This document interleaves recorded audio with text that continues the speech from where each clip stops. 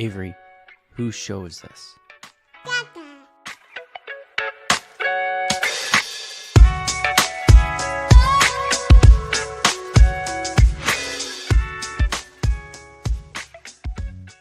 And we're live. Welcome everybody here to the Lakers Lounge podcast. I'm Anthony Irwin. In my third recording of the day, little tired, little goofy, which I think we could say like summarizes that game, right, Raj? Like I think the second half, yeah. Like it was a little tired, a little goofy. The Lakers pulled it out at the end. That is Raj Chapalu, also of Clutch Points. We are going to be talking about that Lakers win over the Golden State Warriors. We're going to, as weird as it was, we're going to be talking about the trade deadline now that it is finally and mercifully over. I'm going to be sleeping for the next 48 hours. We'll talk about the buyout market and the Lakers' potential activity in it, as well as some additional positioning the Lakers could possibly do to give themselves a couple extra opportunities on the buyout market. But yeah, just kind of overall, as we get ready for Luka Doncic's debut, which was supposed to be Saturday. Right. Dave McMenamin confirmed a Mark Stein report that Luka is probably going to actually make his debut on Monday, which is a bit of a bummer, but still, we're going to break it all down. We're going to discuss a really fun week as far as the Lakers go, starting with that fun win, man. The Lakers beat the Golden State Warriors. I don't know if I would necessarily call it fun. It looked like it was going to be a lot of fun. Right. In the first half, it looked like they were just going to beat the shit out of the Golden State Warriors, which was a nice hypothetical. It wound up being just that, only a hypothetical. The Lakers wound up letting the Warriors stick around and then won the game 120-112, that being the final. Look, so we'll talk about the rest of the game, but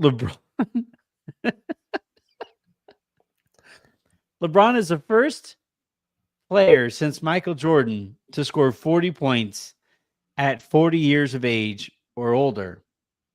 Not only did he drop 40 points, Raj, but he also grabbed 17 rebounds, dished out 8 assists, had a steal and a block, and only 3 turnovers. He went 14 of 25 from the field, 6 of 9, a nice night for LeBron from 3-point range, 8 of 10 from the free throw line.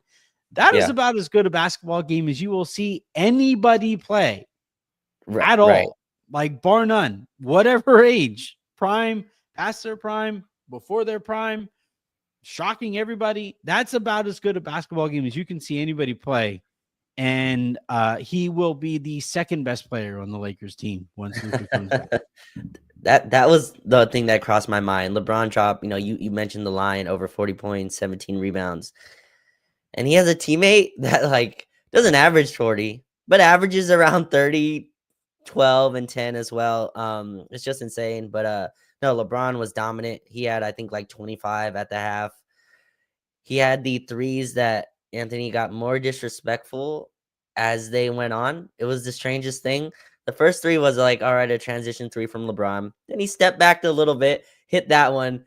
Then it was the FU 3, which was at the Lakers logo. And was absolutely dancing. Not only Raj was it from the logo, but you'll see this with shooters sometimes where I'm left-handed. I prefer to step into my shot right, left, because especially from deep, because it allows me to get a little extra torque on my shot, and it allows me to get a little extra distance on where I'm trying to get the ball. LeBron went right, left, but that's the opposite for him. That means that his shoulders are actually squared to the basket the whole time. It was basically a free throw for him. The way he shot that. there are like logo threes. Like I think the whole notion of a logo three has gotten a little out of control because now you have these teams putting together these Right. The giant Mars logo. logos so that their Right. favorite, their main player, because they can their social team like Trae Young from the logo, and then Right. like the S on the Hawks is like at the free throw line. So like, LeBron's was from legitimately Yeah. It was the like from like the inner. L. Remember, like old school basketball courts. There would be like a couple of circles at the at half court. It would have Yeah. been from like the border of that circle. Right. Yeah, it was, on at the L, I believe that he hit that at, and it started really Anthony dancing on the Warriors' grave while Jimmy Butler watches on the sideline. He was magnificent. The passing, they could not guard him. The Warriors had a few players that post player feels like a guy that they created in a lab, just a big dude that only shoots threes, just perfect kind of fit for the Warriors. That became kind of unplayable as the game went on, but no, what I took from this though is don't take LeBron versus Steph for granted. Now Steph didn't have a great game. He shot I think 34 times, was 6 from 19. I believe he finished from 3. But these two, I always say, they did this on Christmas. They did this tonight. They understand the assignment every time they play. And the Lakers went up big early. But credit to Draymond. I thought he does. Rudy Gobert has this quote that anytime the Warriors go down, Draymond kind of mucks the game up. And he had that little Gabe Vincent altercation that I thought just made the game super chippy and got the Warriors into it. But LeBron was amazing, man. Like there's no more superlatives or anything to add to it. He's incredible. And the Lakers are adding Luka, like you just said out of your mouths, Luka Doncic's debut, and I still like it feels illegal. Like it feels like we stole him. I Like he's mean, he's no, like he's there against his will, like you know what I mean? He's like, "Are you guys he was sure?" Like, introduced tonight, actually, yeah, for the first time in front right. of the Lakers crowd. Also, love like the European soccer clap that he gives to people. Mm-hmm. Where he goes like, I'm gonna move the mic back a little bit, but he goes like, he kind of like puts his hands above his Right. head, like this. You're not a soccer guy, but it's very like it's a very European like It's like a polite like clap. up here, thank you, like very, Mhm. very timid clap, thank you, thank you. And then he'll go Right. like, thank you, with his hands like the prayer emoji, like thank you, and just like Mhm. looks super awkward, even though he's like, I'm the baddest motherfucker in this building. Yeah, it's such Like opposite. I Yeah. I I I cannot wait to watch these guys play basketball together. And like, the person I think who is the most excited about this, Raj, Yeah. watching him on the bench is Luka.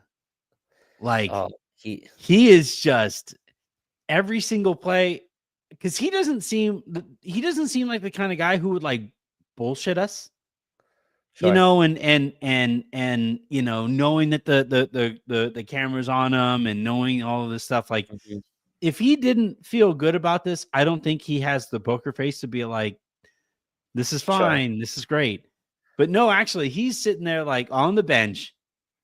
And after the Lakers' big like highlight plays or the plays that like send him into timeouts and stuff like that, he's up off of the bench and he's like, "Holy shit!"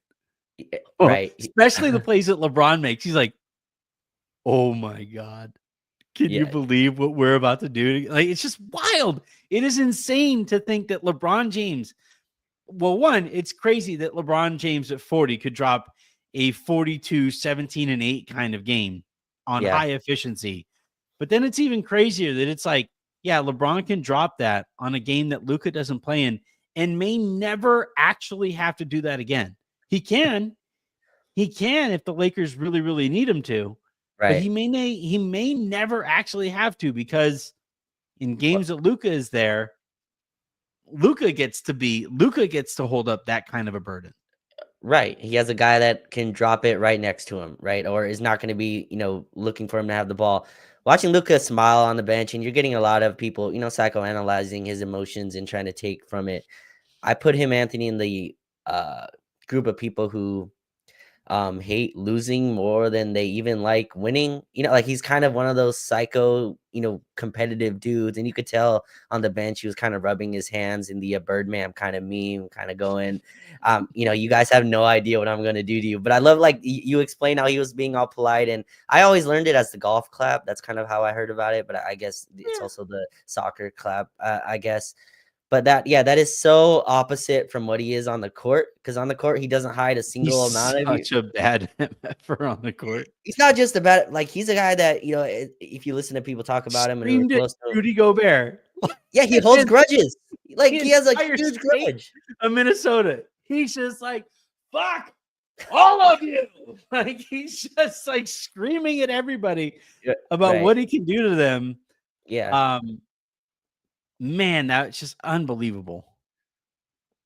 Yeah, I'm gonna watch him walk the ball. The moment he walks the ball up the court, it's gonna be just insane. Crypto is gonna go absurd. That game at 1 o'clock. We'll see if he plays on Saturday. It's kind of being reported, like you said, he's gonna maybe push it forward to Monday against Utah and the Danny Ainge Utah Jazz. So we'll see if that's the game that he comes back at. But yeah, the whole world is waiting for it. My favorite thing about all this, Anthony, is I have not seen one thing about the Super Bowl on my timeline. Maybe I don't follow the people, but I haven't seen a single football anecdote. I haven't seen the Super. Right. Yes. Is that It's some game that's happening on Sunday at like 3 o'clock, I think. I'm not sure the exact start time. Some artist is playing at the halftime. I'm not sure who. No, I know who's playing at the halftime.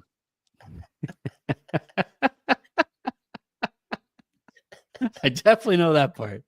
Okay. Give two shits about who's playing in the game. I know who's playing at halftime. Right. All right. So there's a ton, I think, to like beyond LeBron to actually talk about with this game. Oh, absolutely. I thought that like the waves of wings that the Lakers could throw at Steph made him super uncomfortable in this one. He shot 23s. Like it's either 19 or 20. ESPN has it at 20. TNT mentioned 19. So I don't know what the final number is going to be there. But that's like that cries desperation to me. Like really trying to get his team back into it. I don't know. I said it the other day. I really think this team's identity beyond Luka, LeBron, and they kind of fold into this identity too because they also play on the wing. It's just that, like, it is like, did you see at the beginning of the game the Warriors couldn't complete a pass? Right. What I tweeted out, Anthony, was like, this was very, again, the Warriors are shorthanded, so their talent level is kind of not at the point that they'll be for the season. But the Clippers and the Warriors had the same kind of response to the Lakers defense. It was a kind of look of shock of how quick and fast and how chaotic and how many hands are in passing lanes and how many strips they get. Stan Van Gundy on the broadcast, I don't know if you're listening to him, was continuing to complain about the Warriors' transition defense. And the Lakers got out and transitioned a ton. But the reason they did is because they forced so many turnovers, so many, deflections. And I was thinking about, obviously, the Lakers aren't better defensively without Anthony Davis. That's not a statement that, is going to reign true. Of course not. But they are different. You have to shift your identity when you don't have Anthony Davis out there. And this is like, there's going to be pitfalls to this defense. And I thought you saw a little bit in the second half how it can be taken advantage of. But Dorian and Vando, especially, they kind of lead the charge on this. Gabe Vincent as well. They're two wings that can not only switch well, but they can dig down and help and then recover to the shooter. Like they do that extremely well. And that whole time, they also have their hands out. So they're not always in a kind of reactive position. They're active. They're kind of trying to make plays on the defensive end. Jackson Hayes also is a very switchy defender. He's not a drop coverage big, and I like that JJ Redick's using him in that way. We've switched a lot tonight, Anthony. We have the personnel to do that a little bit more, but I thought that was fascinating to watch. The Clippers and the Warriors have the same response going, how do we run our offense? Like, we're getting steals ever. Vanderbilt had 15 rebounds in 20 minutes, which is so insane. I'm just so interested and fascinated what happens when he can play a 25-minute game. Dorian's minutes are going to increase with those two. To your point, they give you a defensive floor to where that run, the Warriors did come back, but you were able to still kind of keep some distance because you're forcing tougher shots. It's incredible to watch the defensive shift that they've gone through with AD off the floor. And I think also LeBron's ability to kind of give more on the defensive end is gonna, really help when Luka gets here. But yeah, we've shifted Anthony to a chaotic, fast like defense that is causing problems. And it's done. They did it against the Knicks. They did it against the Clippers. The Clippers and the Warriors should have been probably blown out wins if they kind of treat the games correctly. But yeah, it's fascinating to watch it. They're not better on defense without AD, but they're different. And this is a identity that I think they can kind of lean on in this small ball. Tonight was like a no center game. The Warriors like, yeah, we're not playing post. Like we're going super small. The Lakers in the second half matched them, went with Rui and he Vando and still played DFS. 25 minutes, but yeah. Right. But I think in the second half, they kind of matched the Warriors small ball unit because the Warriors were just spacing out. It was all Steph Curry isolations. And to your point, a lot of those were tough shots Lakers were forcing him into. Yeah, I think the defense is interesting without AD. It's different. And I'm wondering how like consistent that can be, as Mark Williams also trade is official that they, emailed you personally to say that Yeah. Mark Williams is finally a Laker.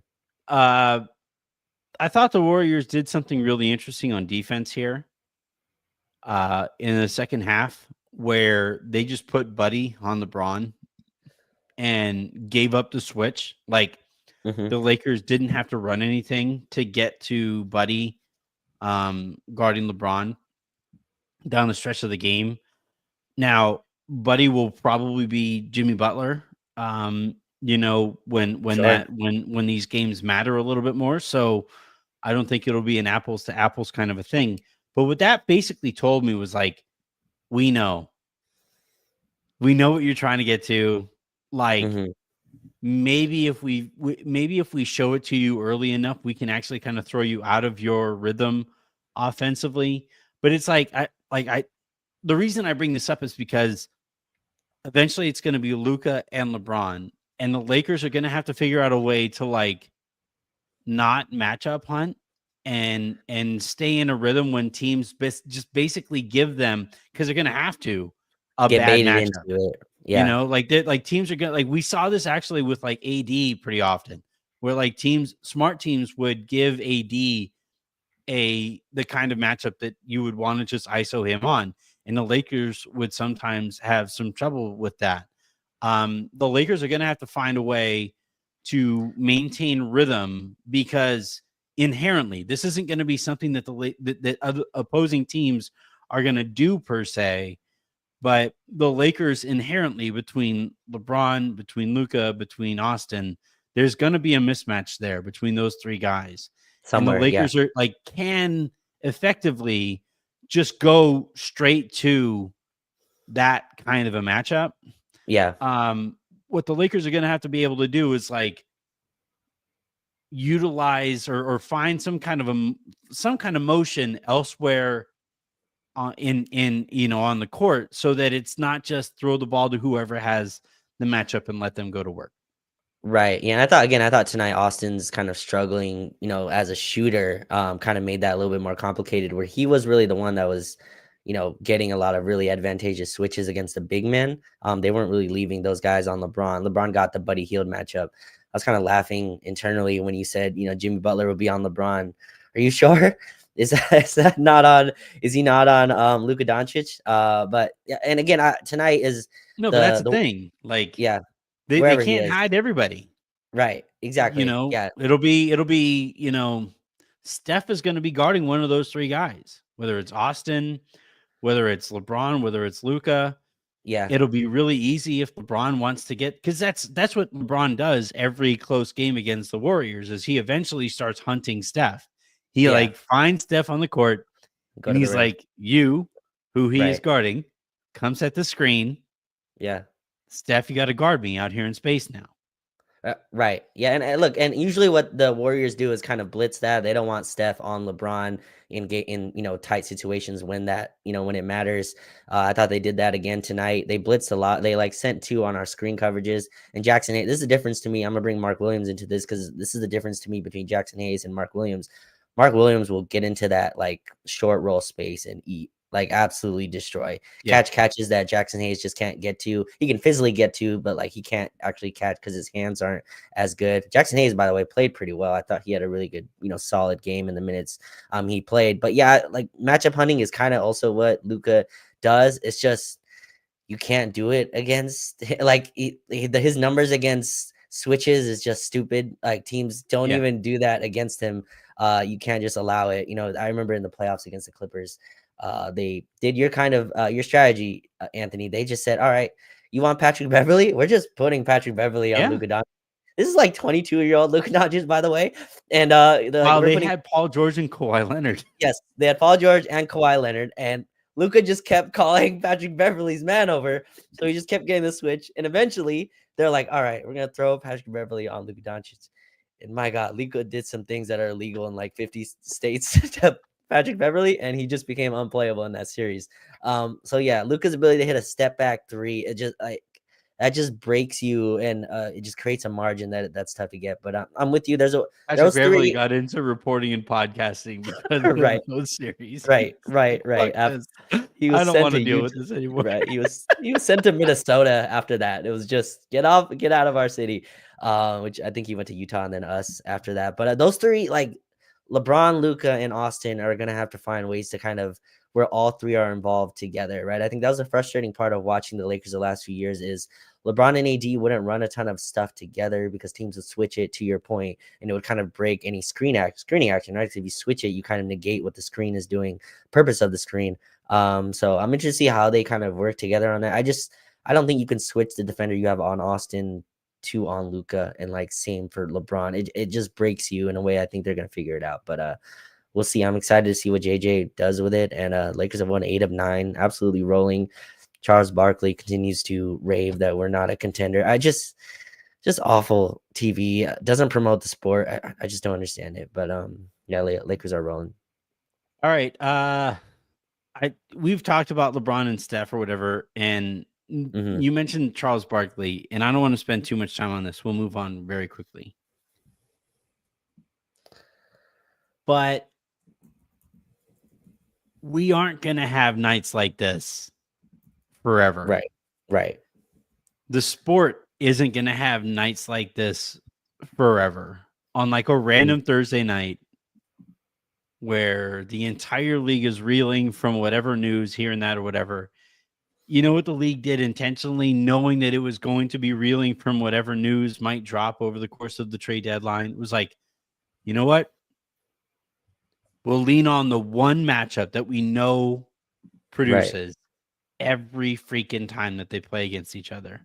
And rather than like highlight the fact that LeBron is somehow going off the way that he is, or that Steph is going to try to go off the way that he is eventually going to try to go off, rather than highlight the fact that these two teams are like very clearly fascinating stories as they both try to figure this out, Charles Barkley tells the audience, hey, both these teams suck. It's just, and it's like, here's my thing, Raj. They don't. The Lakers don't suck. Like, I think the Warriors are closer to sucking than the Lakers are, but the Lakers are going to vie for a championship this year. If Mark Williams stays healthy, and if LeBron James and Luka Doncic are both healthy in the postseason, they are going to go on a postseason run. That's the gamble that the Lakers immediately made once they traded away Anthony Davis.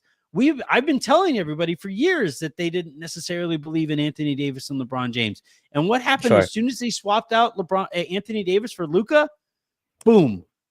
Right. Draft capital gone. Like draft capital gone. And it's like this team is going to go on a run. Or this team is at least going to provide fascinating series every step of the way. And rather than talk about why, Chuck sits there and shits on the product because he doesn't like the style of basketball the Lakers are getting ready to play. It's like, this isn't fucking good for the sport. That's why I lost my mind when it was like, it was so funny because the whole conversation when Turner lost the NBA, and by the way, the NBA intentionally went away from Turner. Turner sued the NBA because they were like, you didn't give us a chance. And the NBA is like, go fuck yourself. I see the way you produce. I see how you talk about us. You're supposed to be our partner, and these idiots are talking about us this way. And so the NBA said like, oh no, we're done. We're done. We're going to NBC.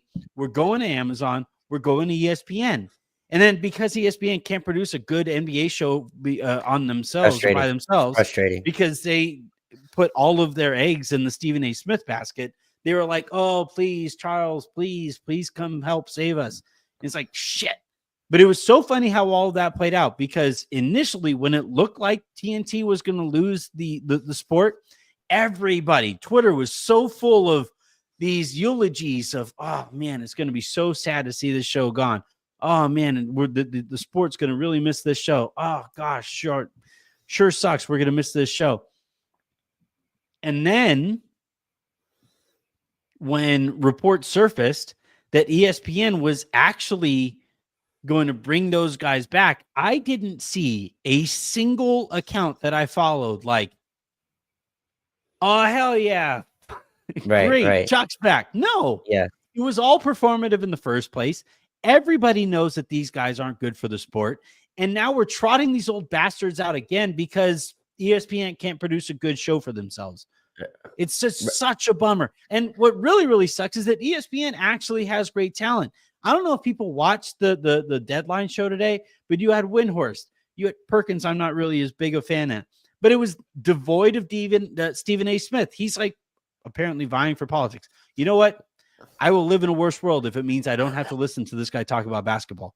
But like the ESPN had Windhorst, it had Richard Jefferson, it had the former LA star Chiney Ogwumike. Ogwumike, yeah. She was on there. Bob Myers accidentally broke news. Yeah. And then you had Malika Andrews. It was a fantastic show. It was informative. They had Bobby Marks on there too. It was a fun, informative, captivating conversation. It was all of the best things that they have to offer. They also, by the way, fired Zach Lowe for some stupid reason. The whole reason that they did that is because Stephen A. Smith thinks that Zach Lowe makes him look dumb. But like like where we stand right now is like ESPN's product is not very good. Oh, Udonis Haslam. Thank you, Sam. He was also fantastic on that show. It was a really good show. It was a fantastic show. And they're going to like hand the docket. They're going to hand the keys back over to these guys who, like, I think Kenny wants to speak intelligently. He wants to talk basketball. Kenny Smith would love to. And he's the only one that goes to the screen and breaks it down. Yes. Yeah. Ernie, I think, wants to talk intelligently about basketball, but you have Shaq and you have Chuck, who are both trying to make each other laugh. And it's just like, it's not good for the sport. And I think it's part of the reason that the NFL has completely lapped the NBA. You know, the NFL is a better product. I will grant it. You know, night in, it's Sunday in, Sunday out. It is a better product. Every game, every NFL game that you watch is a better product than an NBA game, because there are 82 NBA games over the course of every team's season. There are 17 in NFL season. So like, it's not really fair there. But you look at the presentation and you look at the analysis and you look at the experts and how much they seem to legitimately care about the sport's well-being, where I don't think Shaq cares. I don't think Chuck cares. I think what those guys care about is allowing themselves to go viral and having these moments that aren't actually good for the conversation about the sport. Right. And my point is, like, if you don't like this, then you don't have to do this, right? I think Chuck and Shaq have more than enough money. I'm sure that they're probably not doing this for money. There's a level of like respect for the sport of just being knowledgeable about it that you could tell they just don't watch the games. They admit to not watching the games. Chuck and Shaq will come out and publicly and like, yeah, I don't really watch that team. I don't watch that team at all. It's a level of just disrespect to the fans. And obviously people like me and you, Anthony, I have never heard an NFL expert say that. I have never heard that. I've never heard that come out of any other sport, like sports experts' mouth. Like, it doesn't come out of baseball players' mouth. It for sure doesn't come out of football players' mouth. But for some reason, we like celebrate it with Chuck. He's like, who he play for? Chuck, it's your fucking job, man. You're paid tens of millions of dollars to do this. Right. Or even who do you play for? Chuck, who do you play for? I don't know. Right. What TV do you play for? No, like I think again with the NBA, it's understandable for some. Like it's impossible to watch every game. There's not enough time in the day. But some of the stuff is just out of this world. Saying the Lakers suck while they're 11 games over 500, it's just way off target. And you can criticize the Warriors. They're probably not a contender. But they just did get Jimmy Butler. They still have Steph Curry. There's a way to.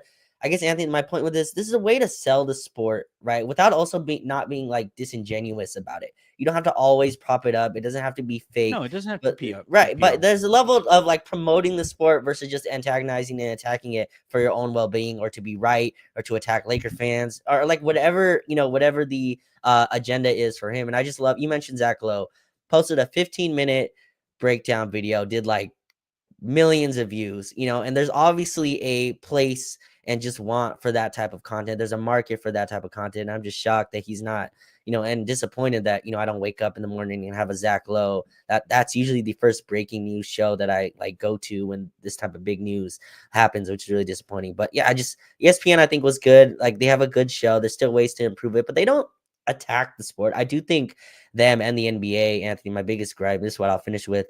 They've kind of gotten bed with the transactional part of the NBA, which like I've always said it's winning the battle and losing the war, right? Like you won the battle. We're about to talk about the deadline breakdown. Right. I know, I understand, but I'm just saying, but we're doing that at the end of the show, right? And like that, it'll be an NBA Finals game, and it's Giannis's free agency. It's like why is that the conversation? We have an NBA Finals game going on. I don't leave free agency for when that time comes. So but Shaq going on and just shitting on the sport is bad for it. It doesn't help it, and people listen to him, which is maybe the worst part of all of this. Let's talk about that deadline really quickly. Recap it. Awkward segue. But I don't know if you guys heard the Lakers trade for Luka Doncic. They traded for Mark Williams. They were not able to pull off a like at the deadline deal. I was told, I think you and I, did we do a show last night? I'm blanking. Yes. Well, I hopped on when Mark Williams was announced. Was that last night or was that the day before? No, I think that was the day before. Oh, well, man. Anyway, but the Lakers, no, I think we did that show together. And then I was going to do a deadline show today. And then, yes. All right.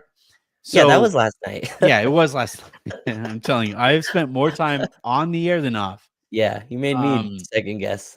Second guess on that. The Lakers made calls around the league, tried to move Kleber's contract, and as much as a second rounder and a pick swap, but weren't able to find the kind of deal that they wanted, and he remains on the roster beyond the deadline. The Lakers called about their expiring contracts, whether that's Jackson Hayes and Christian Wood, and draft capital to find a better player in that like $5 million range. And didn't find any takers that they felt moved the needle. They now are going to be active. They were able to, in that Mark Williams trade, open up a roster spot. And I'm told they're going to be active in the buyout market. They're going to be looking to find somebody they aren't going to sign somebody for the sake of signing somebody. But they are going to be active in the buyout market to try to bring somebody in. My question, Raj, is like, what kind of player do you think they should be looking for in that buyout market? Oh, well, yeah. Before we even go there, we should probably like react to the deadline now that it's finally over. What do you feel about the deadline now that it's done? Yeah. Well, first of all, I hope, my guy, JHS got released by Utah. So I'm hoping South Bay comes and just maybe comes back to the G League over here and can kind of continue working on his game because he did get a lot of reps last year on the South Bay squad. No, it's interesting. Obviously the Luka Doncic move like dominates everything that it encompasses all. But I thought Brandon Ingram to Toronto was fascinating. I thought Jimmy Butler, obviously to the Warriors, is interesting. All these kind of people moving around. Chris Middleton to the Wizards is just very mean to do to Sad. a guy who won a championship for you. Just sending him to Washington, I thought that was pretty disappointing. But No, the our worst guy, part of that was like Giannis was one. Did you see right? that report? Yeah, Giannis is excited for Like Kyle Giannis was the Kuzma. one who was excited to bring in Kuz. It's like, Right. dude, like that guy. That goes like only two ways, right? This either goes awesome and Kyle Kuzma is great for them, or like Giannis wants to like strangle Kyle Kuzma by like game 10. Kuz like goes When up to Giannis. He's like, hey man, look. You see this like YouTube? You see this like conspiracy thing that I found? You see this? I'm doing my own research. You see how cool this is? And Giannis is like, I miss Chris. This is so dumb. Why did I do this? Right. Yeah. I like there was a lot of movement and there was a lot of talk that the aprons would kind of, make it tough to make moves and have trades. Doesn't look like it was that difficult. Looks like a lot of teams were able to get stuff done.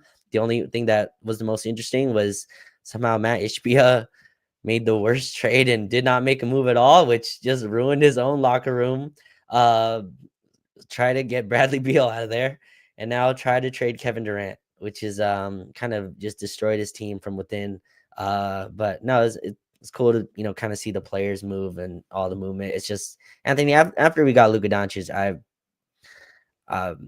everything else felt did not match the dopamine hit that was at all. Everything else kind of fell short. But no, it was a good deadline, and we'll see what the teams do on the buyout market.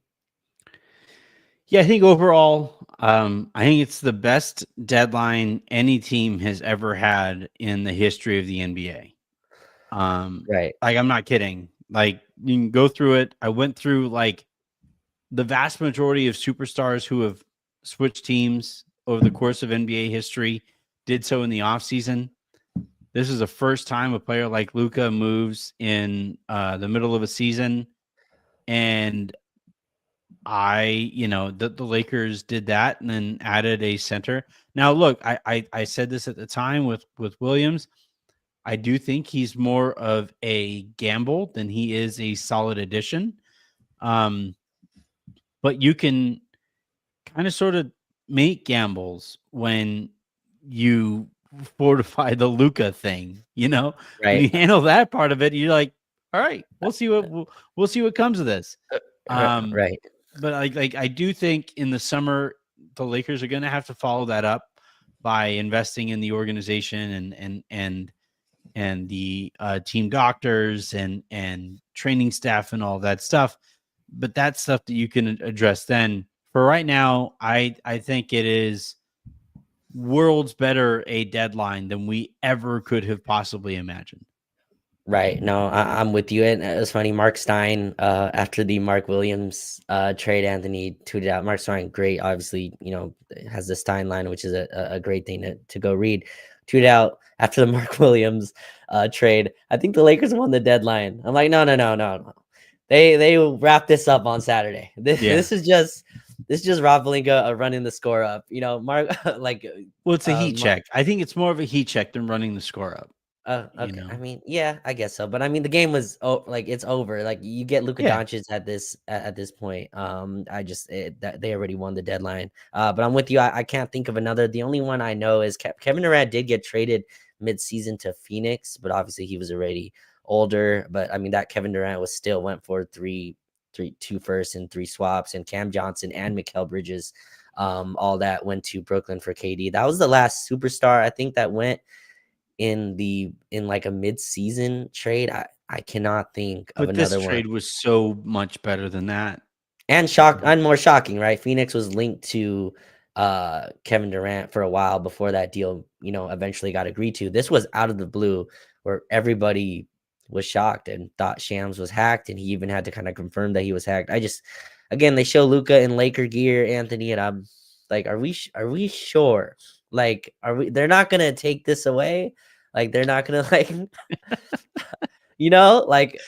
Monday they're gonna funny. retreat. Like every so often, I'll get like, all right, I'm gonna say something that I'm not necessarily proud of, but I'm gonna say it out loud. I'm gonna say it in public for those who are also going through this. I am a dad who is addicted to Costco clothes. Like, they are Okay. cheap. I like the way Okay. that they look. I am just like, I really, really like what I can get there at Costco for super duper cheap. And I remember I bought a jacket. Now, this wasn't in store. I bought this jacket off of Costco online. And it's like, I think you've seen me wear it. It is Frank Contreras. Gross. Don't admit that. I swear. It's right. I might, I'm here for you. If you are also going through this, hit me at 1-800 Costco dads going through it together. But so I bought this jacket and I really like the way it looks. It's like a navy blue coat, and it has like a brown, like the top up here is like brown. It has like this Sherpa interior collar that like pops out. I've worn it when we were doing uh shows together on Coach's Den last year, or whatever All Access Lakers was last year. And I remember I got it, and it showed up, and it was exactly what I wanted it to look like. And I was like, man, my kids are gonna fuck this up. Like, I just know it. And I'm so careful with it with all the time. I'm like afraid to jinx the fact that I have this jacket. And that's how I feel about like a lot of my clothes, is that like it's a lot of these coats especially, that like I get them and they're like $30, 20 to $30. And I'm like, man, my kids better not fuck this one up. And I'm like, that's how I feel about Luka. Like, right after I get a really, really nice piece of clothing I forgot from where this started. I yeah, was so from Costco, right after I get a really nice piece of clothing from Costco, like that's the moment that I'm at. Like when I walk out of the store and I'm like, man, I really like this jacket or the sweater or whatever it is that I get from Costco. These kids better not fuck this up. Like, that's how I'm at. Like, with Luka, it's like, this league better not fuck this up. Like, it's I'm been trying. announced. He's held his jersey. He's worn his jersey. He's a Laker. Nobody Right. can take this from us, right? Right? That's David, you can't come back up from where you are down there. You can't mess this up. Cool. We're good. I'm just fascinated, Anthony, how the Lakers are handling this, because I compared it and you agreed that this is like winning the lottery, or not like this is winning the lottery. It feels like, because Luka hasn't played yet, but Rob Pelinka has just been handed the winning lottery ticket. Okay. This is like put whatever money value you want to put, monetary value you want to put on it. How careful do you like keep that ticket? You just like, hey, Luka, do you need anything? Hey, Luka, do you need anything? Is your seat like comfortable? Yeah. Is this a late, You want is my this shirt? Costco jacket? Are you, like you said, you're a large, but we got like every size in the back. Yeah. Is like, do you this is a little bigger, a little smaller? Do you like? I'm just fascinated how they're treating it as an organization. And just having Luka there and try not to, because this is supposed to be the honeymoon phase. Like, this is right. He's just walked through the door. This needs to be the phase where he supposedly supposed to love it the most. It's just fascinating. And you just compare Luka Doncic to the clothes you order at Costco. Just an insane. It's how much I love my clothes from Costco. I'm currently this sweater that I'm wearing from Costco. Okay. I loved it. I saw it. I bought it in all the colors that they have it in, except green, because green sucks. Like, I'm just telling you, it's how I feel about this stuff. When, like, every time I see Luka there, I'm like, man, this is real. This is actually gonna happen. How about that? All right. The last thing that we got to touch on before we get into the few start comments that we have is the buyout market. Any kind of player that you're looking for in particular, Yeah. or if you want to be more specific, any player that Ye- you're looking for? Yeah, you'd hope to have like a defensive guy. Daniel Tice got not eliminated. He got released from the Oklahoma City Thunder today. I'd be interested in him. I've always liked Daniel Tice. I know his numbers are kind of up and down since he's left Boston, but that's a guy that was a good defensive center and kind of can space the floor and would give the team a different look. They just now that they have Hayes and Mark Williams, who's not a shooter at all. I would like to have a spacing five be a look that we can go to. That doesn't have to be small ball, so that's a guy I would look at. I know Dennis Jr. and you've mentioned Markel Fultz in the past. I think that's interesting as well. And so they do have one open roster spot. I don't know if they can open up another by waiving Wood or anything like that. I'm not sure if that's possible, but they can. That's kind of where I would go with it. Anthony is like try to shore up. Just it has to be a guy that defends, though. I think offense is pretty much on. Yeah, Austin, Luka, and LeBron, plus the shooting from DFS. Maybe a knockdown shooter. I don't know if Josh Richardson would get released. I think he did get released, but that's another guy that's another guy I'd be interested in. I've always been a fan of him, and he's also played with Luka. If I have that correctly, I think in Dallas, Josh Richardson played with Luka, and I think they played pretty well together if I remember that correctly. But that's the kind of guys I would look at. I wouldn't use that spot to put a lot of eggs in terms of a guy that's in the rotation. I saw you tweet out that they need to find a player that's better than Shake Milton in that. I think that is just going to become one of LeBron or Luka. Like they're going to have one of them on the floor. People were making that point, and I get it. That was more a statement as I never want to see Shake Milton play basketball again. But like, so I don't know. I was interested in not now. I'm saying like when we got Shake Milton, I was kind of interested in how frisky maybe because he's obviously he's a journeyman. Okay. Yeah. When we got him, he's a journeyman. He's also has good. That's why. Yeah, he's like 6. He's like 6'4", has some size. He has a really good wingspan. He has like a 7'1" wingspan. He's supposed to be like a scorer that can kind of get buckets a little bit, be a microwave scorer. But that's not what they need. No, I'm not saying that. I'm just like I'm disappointed in the Shake Milton experience is what I'm saying. I thought he would be a little bit better, but yeah, they got a Shake that's been sitting out in the sun for like 3 hours in the summer sun. Yeah, I think I really like Jaden Springer from Boston for a couple of reasons. One, I think he's still pretty good as a basketball player, good defensive player. He's like, I think you tweeted out today, he's like the guard version of Vando. Or was that you who tweeted that? Or somebody tweeted it at me, and I actually like the comp. He's just like a chaos Springer on defense. He just runs around infinite turbo mode on defense, and I like those kinds of guys on the perimeter. That's like one of the things that the Lakers kind of lack. I also like the Jaden Springer thing because the Boston Celtics waived him to save a bunch of money in luxury taxes, and Celtics fans that I follow didn't like that. They thought that that was a bit of a bummer. They traded him, not waived him. They traded him to save on luxury taxes. And Boston, by the way, is competing for a championship right now. And I like the idea of bringing in somebody that another team trades to save money as they're vying for a championship, because gods, like the sports gods, have to punish them for that. And I think if you can benefit from the sports gods punishing them for that, and Jaden Springer has like a 5 3-pointer game in the finals against the Boston Celtics, I'm there for that. I'm here for that. Right. Yeah. There are like basketball reasons to be for him too. I really like the way he gets after it defensively. He's 6'4", and he's like a thick 6'4" too. He would like he's not as good as Max, obviously, either in general or defensively, but I do think like he really gets after it, and I like the Lakers like having the pitch to be able to throw. It's like, just go get that guy. Like just go bug that guy for a bit.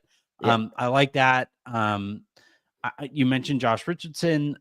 He's another guy, crazy athlete. He has always been a crazy athlete over the course of his career.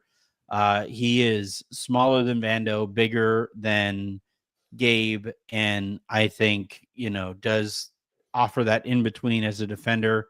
But I think that's the kind of position that I would kind of look for on the buyout market. And then if you want to add another big, then just waive Christian Wood and go sign Daniel Tice. But as of now, the Lakers, I'm told, aren't in like some crazy hurry. They want to see who else gets bought out. I think you're going to see guys brought in on 10-day contracts before they go out and bring somebody in for the remainder of the rest of the season. I think they're going to try to maintain their flexibility here. Right, and I'm sure they want to see what it looks like, with the team healthy, with Mark Williams and Luka Doncic both starting. Also interesting, I don't know, Anthony, we didn't talk about this today, but Gabe Vincent, I think, had 5 threes. And they weren't just, he has the ball, has a million seconds to shoot. They were off the bounce. They were relocation. They were pick and roll, pull up threes. Like Gabe Vincent's just increase in aggression, confidence, health. That to me also changes the buyout market. Like Dennis Smith Jr. is a name that he's self-promoting, and also I've seen people which is smart. I'm not attacking him for doing that, but also I've seen fans asking for it as well. But I mean, if I have Gabe Vincent, I'm not sure if I want Dennis Smith Jr. as well. I think he's been fantastic. I think he's making like 40% of his threes sent over his last like 20 games. Like he's the guy we threw on Steph Curry tonight. We threw him on Steph, and Steph was getting screens to get him off of him. Gabe Vincent's two-way play, and I'm always concerned about two-way players that are like 6'1", especially in playoff series where that matters a lot more. But Gabe Vincent's been great and is a proven playoff performer as well. Proven kind of guy that doesn't, shy away from the moment. So yeah, I think that kind of affects the buyout market as well. But that's where I'm at. Daniel Tice, I like that name. Josh Richardson, I like that name. We'll see. I can't believe Markelle Fultz is not in the league. That part just shocks me. I don't think he's fully healthy. Okay, because I loved him in Orlando. Into a little bit. I don't believe he's like all the way there, and I think teams are kind of waiting to see that he's healthy before they make that leap. But I would imagine he's back in the league next year. Okay, yeah, he was awesome in Orlando. All right, the last thing that I want to talk about here, we talked about the buyouts. Oh, so then all that is left is the super comments, which means man, I'm tired. I thought that clip was longer. I am so exhausted. All right, almost there, guys. Almost to the weekend. Brandon Oming kicks us off with, please no more Shake JJ. We need Jay Rich as a backup too. I think he's probably, because you don't need ball handling from your the guy that you sign for that 15th spot. You have Luka, you have Austin, you have you have LeBron, you have Gabe. I think Brandon is right. I think I would go Josh Richardson. Me too. Solid prototype, 3-and-D player, 6'10" with a 6'10" wingspan. And then are there any updates on Christian Wood? Could be useful as a backup big. The Lakers aren't planning on seeing him this year, from what I'm told. Right.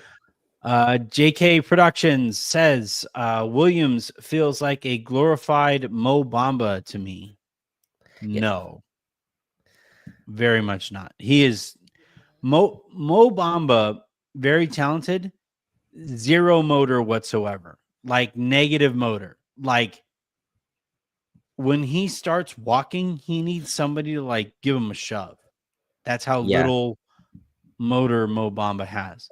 Right. And Mark totally Williams, go back. I tweeted out a highlight reel the other yesterday after the trade, after you and I got off the air last night. And it's him throwing dudes, like throwing people to get out of the way, getting the rebound and going up and dunking it. Mo Bamba has never tried that hard at anything in his life.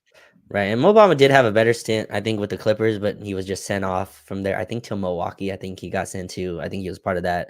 Or was he? I don't remember what trade he was part of. Waived. Maybe. But no, Mark Williams is 7'2" and just a massive human being. That they're completely different players. I have questions about Mark Williams. His defense definitely is a question to me, but definitely a different type of archetype. Mo Bamba wants to sit out and shoot jumpers, and Mark Williams does not sit out there and shoot jumpers. He's a rolling big. Justin Tyndall writes, my sources told me Luka found out Raj will be in Vegas during the weekend, so he thought he would hold off on his debut till Monday so Anthony and Raj can do a show. Well, thing is, Pete and I planned on doing a show together, so thanks, Luka. I'm also so Luka didn't get my maybe itinerary. I'm in Vegas until Wednesday, so I don't know if he wants to push it past Wednesday at all, but does not need to. I will be front and center on Saturday. So Luka, go ahead and suit up. You got the word from me. Don't need to wait. I'll be in front of a TV for it. Finally, JK Productions again.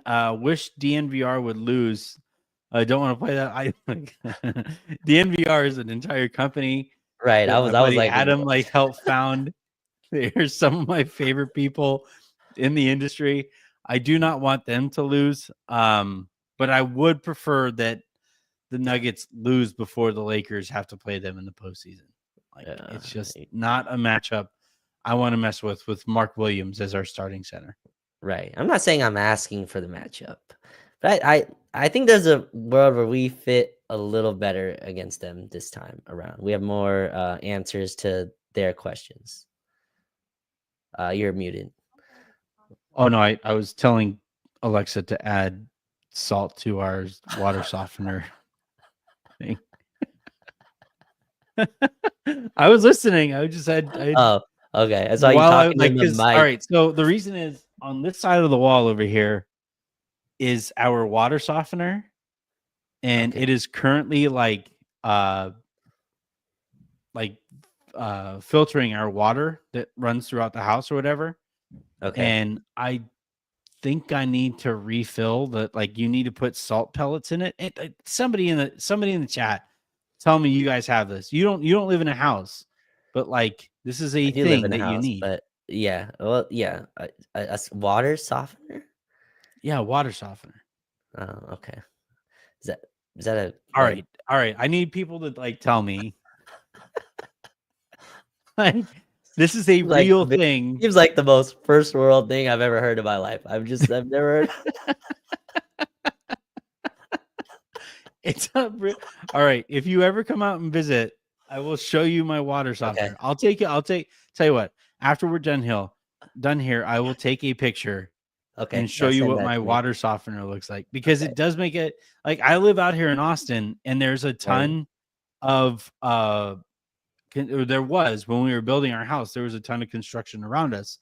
And so it led to a whole bunch of dust particles that would sit on water reservoirs that the cities would take their water from. And so we basically were like, well, we don't want to have to deal with boil advisories. We don't want to deal with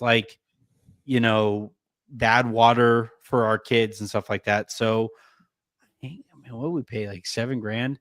It was to get this water softener, and then the specific faucet that sits at our island sink over there, and it makes it so that we have the best water all the time. Okay. Yeah, I'm telling you, it's a big it's a thing. One day you will live in a house that you own, and it's a thing that a lot. I bet you live in a house, right? I do live in a house. Yes. Yeah, you live in a house. So maybe we have it's in your garage, right? I'm gonna see the picture that you send me, and then I'll confirm if that's you're what oh shit, that's what that is. It's gonna be very bad if it's popping out of my garage. Salt in there since we moved in. I'm gonna see I need to see what that looks like. That I have never heard of that. Maybe it's an Austin thing. No. Yeah. Something y'all do in Texas. It's a responsible grown-up adult thing.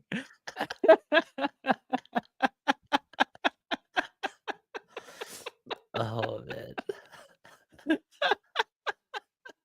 All right. I think that's a good place to end this episode. And this week's episode of the Lakers Lounge podcast. I gotta say, one, thank you everybody for tuning in the way that you guys have. Record numbers across the board this week, over the course of the week. You know, as everybody tuned in to see what the Lakers were getting ready to do, or to our reactions to what the Lakers actually did do. We greatly appreciate that. The really fun part of this season, Raj, is that like in past deadlines, the Lakers would do something and you'd be like, and I like you would kind of see this from like the numbers standpoint in terms of audience, where it would be like, all right, we'll see what that looks like, and then we'll check back in April, right? Sure. But we get to watch the process of LeBron James and Luka Doncic figuring it out together. And that is going to be so much fun. J. Dot, water expert and Costco clothes. Dude is a dad. I am peak dad. Look, you don't get this. Right. Like this is like peak dad right here. Look up, Raj. You don't have this. No, I don't. You don't Got have like that, Raj. no. Raj doesn't know. Raj doesn't know shit about water softeners. Look at him. He has one chin. I have multiple chins, and that's how you know. I know everything there is to know about water softeners. Oh my God. But like, yeah, I cannot wait for the remainder of this season. Like we get to tune in and watch these two all-time great basketball players figure this out together. And it like that process starts on Monday. Ideally, it would have started on Saturday. It starts on Monday. And so like for the remainder of the year, we get to tune in and talk about that every night. How great is that? How blessed are we to be able to do that? Not just that. Usually when you acquire a player like Luka Doncic, to your point, it happens over the summer. So when we acquired Anthony Davis, it happened over the summer. So usually you get 50 shows of theory, right? You get 50 shows of, oh, this is what I think will happen. This is what I think will happen. This is what I think it'll look like. Very quickly, we get actual video and film to break down. I cannot wait. I stayed up maybe till 3 a.m. watching stuff on Mark Williams. I am so hyped for them to actually get a game of Luka Doncic and LeBron James playing together. My mind can't even process it. Like I'm trying to. It breaks every time I even get to the point where they're on the floor. But no, this is gonna be so exciting, and they're gonna be here to break it down. I wouldn't mind if Luka does it on Monday. Just push this forward, but we'll see it. We'll see if it's on Saturday against a Indiana Pacer team that's been in LA since Thursday. They play tonight, so should be a fun matchup. Is Rick Carlisle still the coach of Indiana? I think so. Yeah. Yes. Okay. So maybe a Rick Carlisle revenge game. We'll see. Luka has a lot of like revenge games. I just noticed like you can go down the league and just find he's Kobe-esque that way, right? Like that great Kobe commercial where he's like, you know, playing conductor to everybody around the league. Like, come on, Portland. I know you want to. Come on out, Sacramento. Come on, Boston. Right. Come on, Indiana.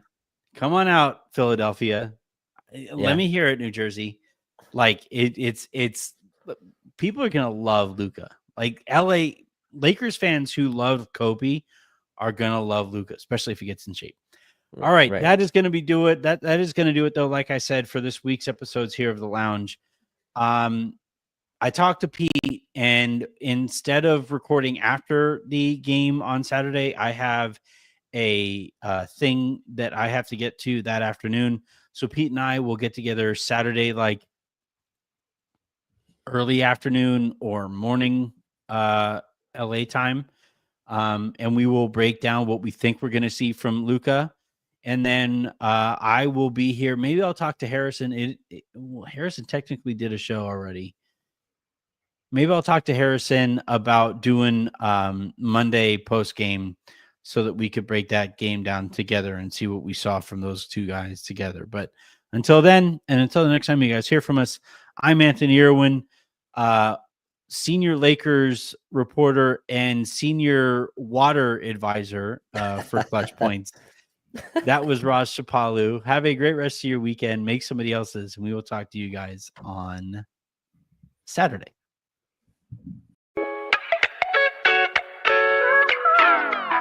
Bye, everyone.